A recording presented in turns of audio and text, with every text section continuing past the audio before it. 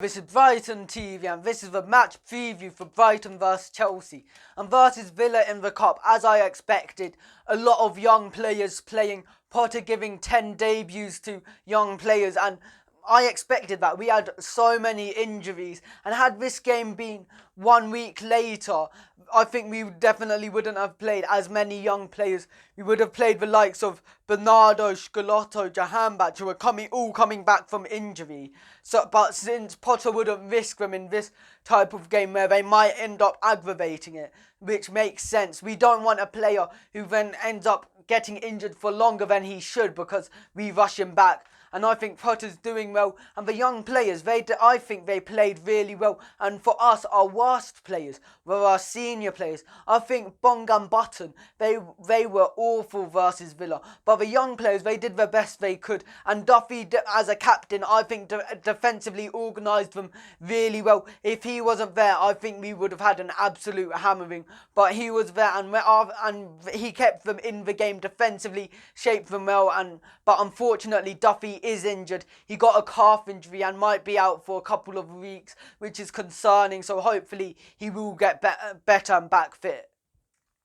And versus Chelsea, we haven't actually ever scored versus them at Stamford Bridge. But I think that will change, since now with our more positive attacking approach to them, I think we will create more chances, have more shots, which ends up meaning more chances of goals happening. And Chelsea, their inexperienced backline will, I think they'll go to show. They're prone to errors, and they've conceded 13 goals in the first 6 Premier League games, not keeping a clean sheet in any of these games. So I think they won't keep a clean sheet in this game either. So I think their inexperience will definitely show in this type of game.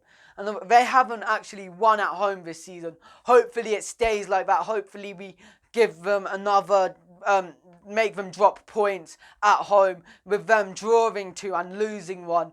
Hopefully we end up winning so they lose a second this season, because just how they're playing, they play well, but their defence is the thing which is keeping them down. So hopefully we can capitalise on their poor defence. And who will I play for this game? And of course, so many injuries made it so then Potter didn't want to risk any of the first team players, definite teams that will be on the team sheet versus Chelsea, because he doesn't want them to get injured and then build up to that list. So, and Ryan, I was thinking a couple of weeks ago, should Ryan be dropped for Button? And I heard it a few times on social media. But after that Villa performance, no way whatsoever. Button, he's just poor. He doesn't come in to catch crosses, which puts pressure on the defence. And it doesn't look like he can catch a shot. He ends up just parrying it out for more danger. And his distribution overall is poor compared to Ryan, whose distribution is so much better, and he puts less pressure on the defence. So Ryan, a much better keeper in almost every aspect. So I think Ryan should play. And in our back three, I think Potter will keep on playing the back three despite only 3 fit centre-backs in Dunk, Dan Burn, and Webster. Even though if one of them gets injured, Potter can easily change it into a 4-man defence, and that will be really possible. So I think that's what will happen. The 3 at the back's been working really well attackingly. We've been controlling the ball and attacking a lot better. So 3 at the back definitely needs to stay. It caused some problems versus City, so why won't it cause problems versus an inexperienced Chelsea defence? I think it will.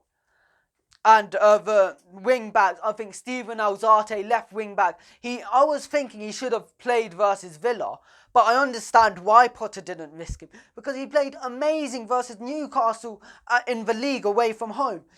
He was our man of the match, and I think I understand that Potter won't expect him to play 90 minutes after 90 minutes, which makes sense. So Alzate to stay there. Very good player. He created a lot and he played really well, and he almost got a goal, but he was just offside by about a foot or 2. And on the other side, Montoya, right wing back, he doesn't have competition yet, but with Scalotto coming back soon, I'd expect that will be a very fierce competition rivalry between them because both of them are really good. Scalotto amazing going forward as a wing back. Of course, Montoya better defensively, and I think Montoya right now he's unopposed. It'll be Montoya and right wing back, and then the two central midfielders. Stevens and Fopper, they haven't done anything wrong this season, and they just have to play. They dominate the midfield, they control the ball, they know how to keep possession, and they've been playing so many forward passes, creating so many through balls, so many chances with how they play. I think them two, and they will definitely be so much better than I think Moy, who could play there, but versus Newcastle he was poor, and with Kante coming back, Moy won't be able to do anything versus Kante, I don't think. Kante is one of the best players in this league.